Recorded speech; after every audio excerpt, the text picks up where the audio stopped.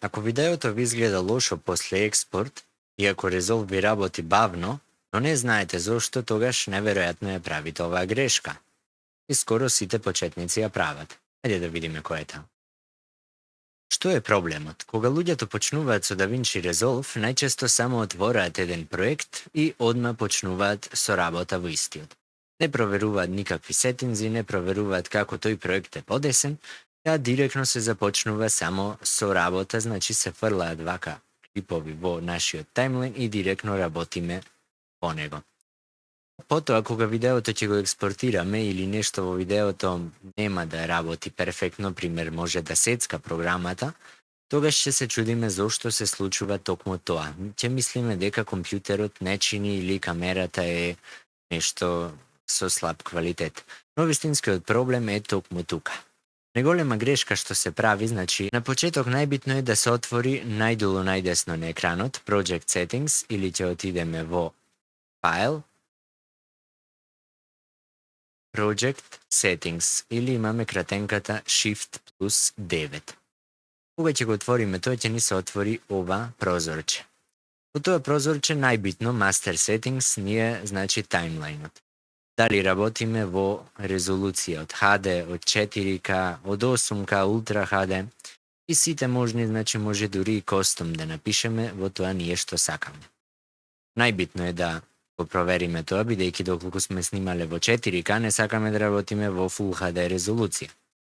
Понатаму, дали ќе користиме вертикална или хоризонтална aspect ratio или резолуција. Timeline frame rate е најбитното нешто, значи за DaVinci Resolve, како што имам и кажано во мојот претходен туторијал, дека DaVinci Resolve не прави поново DaVinci Resolve не прави рекалкулација на сите оние катови, анимации, све што сме доделе во нашиот таймлайн, доколку на крајот го промениме фреймрейтот. И затоа, како што гледате тука, немаме ни можност да го направиме тоа. Понатаму имаме за видео мониторинг, значи ако ни е послаб компјутерот, може да одбереме помала резолуција или друг фреймрейт, тука веќе може, во зависности од нашиот монитор е ова веќе. И уште едно за тоа што реков, доколку ви работи споро, Optimized Media and Render Cache, значи може да направиме прокси медија, кое што ќе ја повикуваме да работиме врз неа, а накрај кога ќе се експортира, ќе се користат мастер фајловите, што нема да добиеме никакво губење на квалитет на материјалот. Доколку овие две нешта не ви се подесени како што треба, ќе имате делумен проблем со програмата. Но имаме во левиот дел од Project Settings, значи во овој рибон, имаме уште надолу кој што може да ги отвореме менија. И доколку, Image Scaling.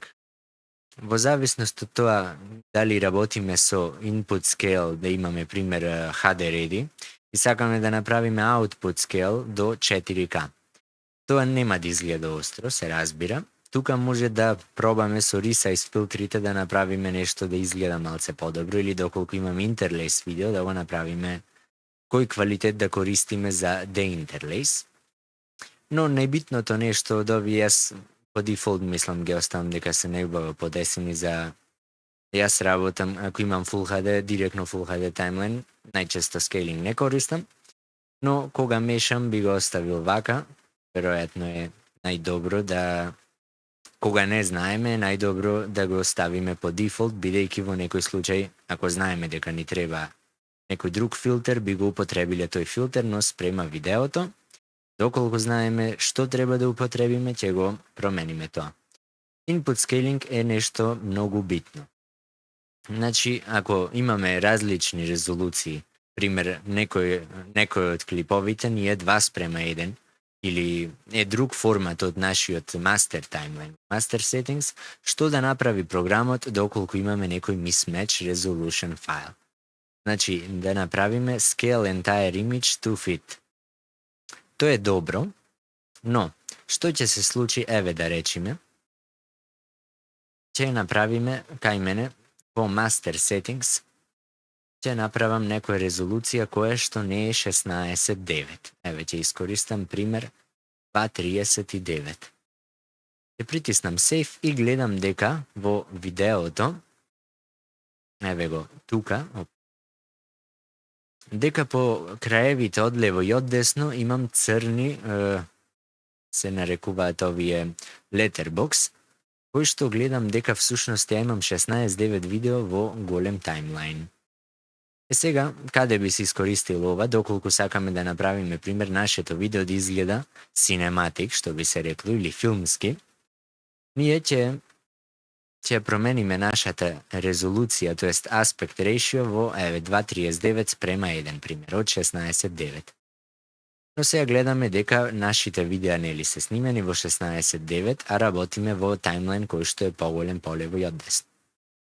Но, окей, тоа не е никаков проблем, бидејќи ние секако сакаме да го исечиме видеото. И може тоа да го направиме, еве, со користење на Zoom. И дали се исече видеото? Да, се исече. Но што е проблем? Еве сме додали уште едно видео. И гледаме дека пак тоа видео е во оригиналната положба. Во 16.9. Како може тоа лесно да го поправиме? Затоа викам, одиме пак долу десно или Shift 9 за да го отвориме ова. Project Settings од нашиот проект. И ќе отидеме во Image Scaling, во Input Scaling, Scale Entire Image to Fit, ќе го префрлиме во Scale Full Frame with Crop. И што ќе се случи, гледате дека автоматски Resolve ни ги кропира, сите можни видеа што ќе ги фрламе, ги кропира и ги скейлова или ги зголемува до нашиот таймлайн, како што гледате. Правилни подесувања, јас користам најчесто Scale Full Frame with Crop. Output Scaling ми е Match Timeline Settings, бидејќи го користам таймлайнот од Full HD во Full HD.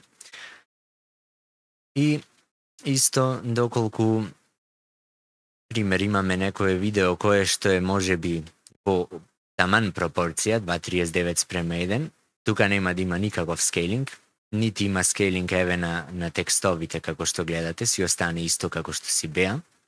Има скейлинг во делот на Picture in Picture, еве кога сме веќе на местото, може да го видиме тоа. Ова не е некој магичен трик во DaVinci Resolve, ама спречува Resolve да ви го уништи видеото на крај, бидејќи доколку ви го експортира со тие црнила по страните, вие ќе мислите дека имате некаква грешка направено или дека можеби програмата не чини. Сега втората работа што реков, луѓето ја мешаат со слаб компјутер, а и во некој од случаите, пример DaVinci Resolve е многу захтевен на видео RAM, и за тоа да го поправиме, ќе користиме прокси, доколку работиме, да речем, во 4K, во висока резолуција, во голем битрейт, ќе искористиме прокси фајлови кои што ќе ни го направат животот полесен и едитот полесен и нам и на нашиот компјутер. Затоа ќе отидеме пак со Shift 9 во Project Settings и ќе одиме на Master Settings, ќе гледаме Optimized Media и Render Cache. За прокси медија резолуција може да употребиме, пример, половина или четвртина, во зависност од тоа колку ни е јак компјутерот, но за тоа имаме опција Choose Automatically и ќе искористиме таа. Прокси медија формат, сега тука се од Avid DNxHR или ProRes, имаме 444, но доколку не сме спремни со место на нашиот компјутер или не сакаме видеата да ни зафата многу голем простор, би предложил да користиме X264 или H265, но еве би го направил јас во X264. Исто тоа, за другите, како што гледаме дека немаме такви, бидејќи се користат и за color grade да се прави на нив, врз нив, а доколку имаме видеа кои што се снимани со по друг color space, мислам дека со ова ќе го расипиме, па затоа доколку правиме Optimized Media, би морало да биде во овие формати кои што се по дефолт направени. И подолу гледаме Working Folders, каде ќе се всушност генерираат тие прокси и оптимизирани медии. Ќе одиме, ќе притиснеме Save. И сега одма по дефолт, значи нема да ни се направат проксиња, затоа ние треба во нашиот Media Pool лево да селектираме едно видео, или пример сите видеа кои што сакаме да му направиме прокси, десен клик на него, ќе одиме Generate Optimized Media, доколку сакаме да го искористиме во понапредните кодеци или оние кои што ќе можат и да се color gradeат во понатамошна работа, или Generate Proxy Media само за побрза работа. Кога ќе го притиснеме тоа, ќе ни се отвори еден message box да ни каже дека компјутерот рендерира. Во овој случај јас нема да го направам тоа, но вие ќе видите како изгледа на вашата верзија од програмата. И откако ќе го направите тоа, пак може да забележите дека програмата нема да ги искористи во нашиот плейбек тие прокси фајлови. Затоа одиме горе во плейбек, рибонот од програмата, и ќе најдеме едно нешто што се вика proxy handling. И ќе видиме во него дека имаме Disable Proxy, Prefer Proxies и Prefer Camera Originals. Бидејќи мене ми е доволно јак компјутерот за да работи со моите видеа кои што јас ги имам, јас преферирам да работам со оригиналите, а вие ќе го селектирате да преферирате со работа на прокси. И видовте дека долу и вашиот таймлайн се рефрешира и автоматски од тука натаму ќе се користат проксиња за сите оние видеа кои што вие претходно сте генерирале проксиња.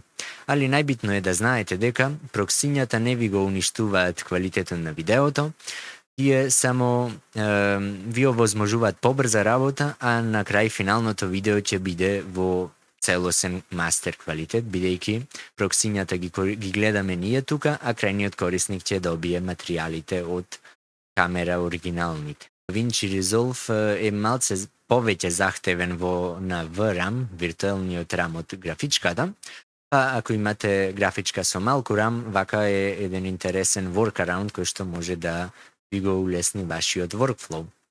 Ако направите само две работи, ги подесите Project Settings и користите прокси кога треба, Resolve ќе работи многу подобро и вашето видео ќе изгледа одлично кога ќе го експортирате. Последното видео ќе зборуваме малце повеќе како тоа треба да се работи на аудио, а понатаму мислам дека може да направиме едно видео како јас едитирам од почеток до крај некое видео, како се прават Reels на Resolve. Ако ова видео ви беше корисно, може да оставите subscribe, лайк, коментар за какво било прашање, а ние се гледаме во наредното видео.